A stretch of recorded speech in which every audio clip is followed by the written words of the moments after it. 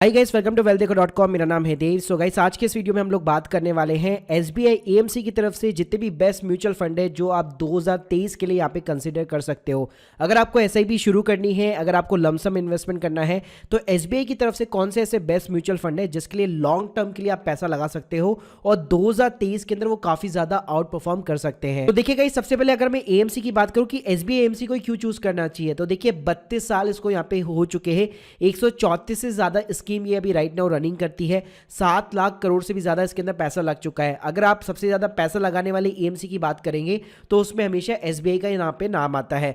साथ में गाइस यहाँ पे जो है एसबीआई जो बैंक है उसका 63% यहाँ पे स्टेक है। वैसे ये जॉइंट वेंचर है जिसके अंदर एक यूरोपियन एसेट मैनेजमेंट कंपनी का भी यहाँ पे हिस्सा है, लेकिन मैक्सिमम यहाँ पे एसबीआई के पास में। तो ट्रस्ट फैक्टर के मामले में आपको कभी भी घबराने की जरूरत नहीं है। इस वीडियो को शुरू करने से बताना चाहूंगा, अगर आप लोग म्यूचुअल फंड के अंदर बिगनर्स है और एक प्लेटफॉर्म को यहाँ पे जो है ढूंढ रहे हैं इन्वेस्टमेंट करने के लिए, तो यहाँ पे मैं आपको ग्रो रिकमेंड करूंगा जिसके अंदर मैं भी यहाँ पे पर्सनली इन्वेस्ट करता हूँ, या फिर पेटीएम मनी जिसके अंदर यहाँ पे मैं दोनों ही प्लेटफॉर्म यूज करता हूँ। इन दोनों प्लेटफॉर्म के मेरे को सबसे अच्छी फीचर जो है एसआईपी का फीचर लगता है। आप वन क्लिक के अंदर बहुत ही इजीली तरीके से अपना बैंक मैंडेट कर सकते हो और डायरेक्ट म्यूचुअल फंड्स दोनों ही प्लेटफॉर्म ऑफर करते हैं और दोनों की लिंक गाइस मैं आप लोगों को डिस्क्रिप्शन बॉक्स में दे रहा हूं, तो एक बार जरूर चेकआउट कीजिएगा। जीरो कॉस्ट के ऊपर जीरो एएमसी के साथ आप एक फ्री में अकाउंट खोल सकते हो। सो गाइस, यहाँ पे हमारा जो पहला म्यूचुअल फंड निकल के आता है एसबीआई एएमसी की तरफ से, जिसका नाम है एसबीआई का कॉन्ट्रा डायरेक्ट प्लान। जी हाँ, तो अगर मैं यहाँ पे एक साल के में रिटर्न की बात करूँ तो 15% का इसने रिटर्न यहाँ पे निकाल के दिया है, जबकि अभी मैं इंडेक्स की बात करूँ निफ्टी 50 की, वो 4% के बियॉन्ड यहाँ पे नहीं गया है।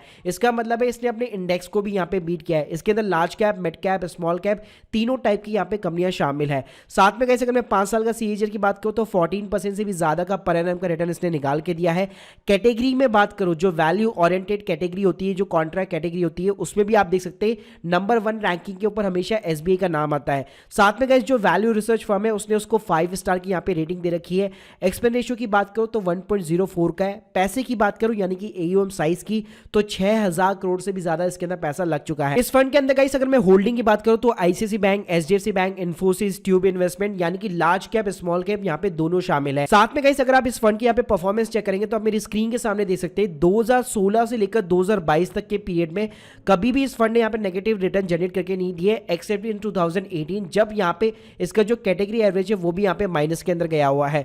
बाकी गाइस आप जब भी देखेंगे तो इसने हमेशा अपने जो कैटेगरी एवरेज है उसको हमेशा यहाँ पे बीट किया है। साथ में गाइस इसकी अगर मैं कैटेगरी रैंकिंग भी की बात करूँ तो आप देख सकते हैं पिछले 5 सालों के अंदर ये हमेशा नंबर 1, नंबर 2 या नंबर 3 की कैटेगरी के ऊपर रहा है। और ना सिर्फ गाइस वैल्यू रिसर्च ने, इवन गाइस यहाँ पे क्रिजल ने भी इस यहाँ पे प्लान को जो है 5 स्टार की रेटिंग दे रखी है। यहाँ पे गाइस जो वैल्यू ओरिएंटेड कैटेगरी होती है वो काफी कमाल की होती है, क्योंकि यहाँ पे ये लोग वही कंपनियों को यहाँ पे पिकअप करते हैं जिनका भी वैल्यूएशन राइट नाउ डाउन है लेकिन फ्यूचर के अंदर प्रोस्पेक्ट काफी अच्छा है। इन नंबर पे गाइस यहाँ पे जो फंड निकल के आता है वो है एसबीआई का टेक्नोलॉजीज अपॉर्चुनिटी फंड, लेकिन गाइस इसने पिछले 1 साल के अंदर नेगेटिव रिटर्न यहाँ पे जनरेट करके दिए हैं, क्योंकि जितनी भी टेक कंपनीज के यहाँ पे म्यूचुअल फंड से सभी ने नेगेटिव रिटर्न जनरेट करके दिए हैं। इवन जो ग्लोबल आईटी सेक्टर है वो 25 से 30% के करेक्शन पे आ चुका है।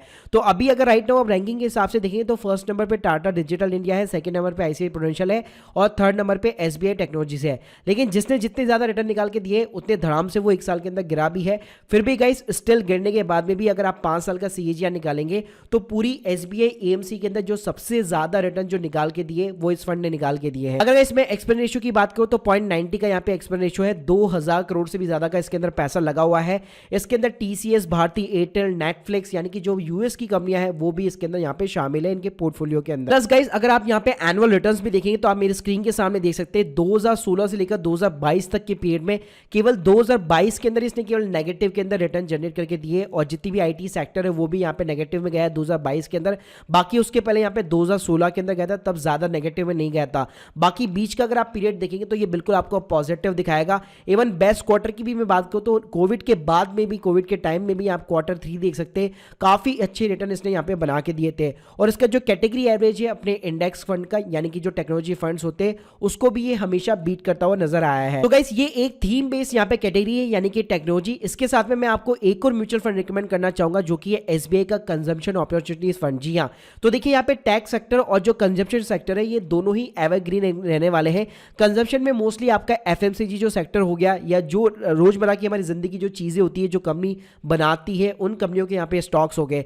जैसे अगर मैं इस फंड के यहाँ पे जो है पोर्टफोलियो की बात करूं तो जिसके अंदर आप देख सकते हैं यहाँ पे आपको भारती एयरटेल देखने को मिल जाएगा, आईटीसी हो गया, एचयूएल हो गया, पेज इंडस्ट्री, गो फैशन, ऐसी कंपनियां यहाँ पे आपको देखने को मिल जाती है। इवन गाइस इसके 1 साल के अगर मैं रिटर्न की बात करूं तो मोर देन 13% का इसने यहाँ पे रिटर्न जनरेट करके दिया है। पिछले 5 साल के अंदर भी 13% का CAGR इसने यहाँ पे अपना बरकरार रखा है। एक्सपेंस रेशियो की बात करूं तो गाइस 1.24% का एक्सपेंस रेशियो है और 1000 करोड़ से भी ज्यादा का इसके अंदर पैसा लगा हुआ है। साथ में गाइस अगर आप यहाँ पे 2016 से 2022 तक के यहाँ पे रिटर्न देखेंगे तो कभी भी इसने नेगेटिव के अंदर रिटर्न जनरेट नहीं किया है, एक्सेप्ट इन 2018, वो भी -0.68% का यहाँ पे इसने नेगेटिव में रिटर्न दिया है। तो गाइस ये बहुत ही अच्छा यहाँ पे फंड माना जा सकता है अगर आप एक लॉन्ग टर्म के लिए भी यहाँ पे इसको होल्ड करते हैं। तो गाइस हमारा जो फंड आता है वो आता है SBI का लार्ज और मिड कैप कैटेगरी का फंड, जिसके अंदर सारी बड़ी कंपनियां और मिड लेवल कंपनियां दोनों ही यहाँ पे शामिल होती है। 1 साल के अगर मैं रिटर्न की बात करूं तो 10.84% का CAGR है। 5 साल की CAGR की बात करूं 13.99% का यहाँ पे CAGR है। इसके अलावा गाइस 1.07% का एक्सपेंस रेशियो है। 8000 करोड़ से भी ज्यादा का पैसा इसके अंदर लग चुका है। कंपनीज की बात करूं mostly ICICI bank, page industry, state bank of India, axis bank, यानी कि जो लार्ज कैप कंपनीज होती है वो, और साथ में जो मिड कैप लेवल वाली कंपनीज होती है, यूनाइटेड बेवरेज हो गया, ट्यूब इन्वेस्टमेंट हो गया, ऐसी कंपनियां भी आपको देखने को मिल जाएगी। गाइस इस फंड की खास बात यह है, यहाँ पे रिसेंटली क्रिजल ने पहले इसको 3 स्टार की रेटिंग दे रखी थी 2021 के अंदर, लेकिन रिसेंटली इसने 5 स्टार की रेटिंग बढ़ा दी है। इसका रीजन सिंपल सा है, क्योंकि इसने अपनी कैटेगरी के अंदर धमाल मचा दिया है। आप मेरी स्क्रीन के सामने यहाँ पे देख सकते हैं।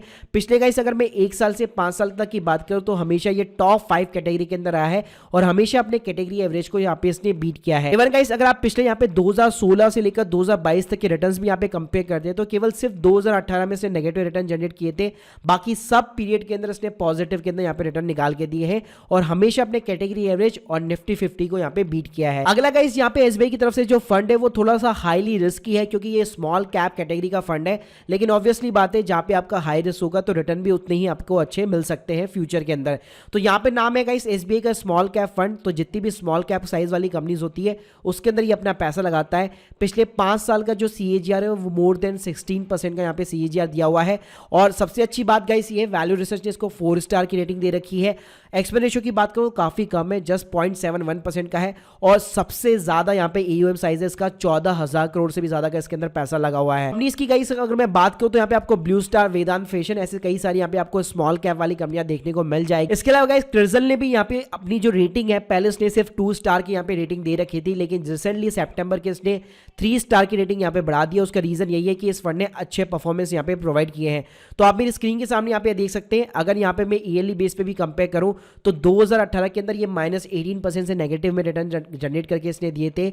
बाकी अगर आप देखेंगे तो इसने ओवरऑल अच्छे खासे यहाँ पे रिटर्न जनरेट करके दिए हैं, प्लस इसका जो कैटेगरी एवरेज है उसको भी यहाँ पे इसने बीट किया है। लेकिन गाइस ध्यान रखिएगा ये एक हाईली रिस्की यहाँ पे म्यूचुअल फंड है, यानी कि अगर आप रॉन्ग टाइम के ऊपर यहाँ पे इन्वेस्ट करते हैं लमसम, तो कभी भी आपको इसमें लमसम इन्वेस्ट नहीं करना। फॉर एन एग्जांपल अगर आपने Q1 2020 में इन्वेस्ट किया होता तो आपकी यहाँ पे वैल्यू -23% यहाँ पे हो चुकी होती है।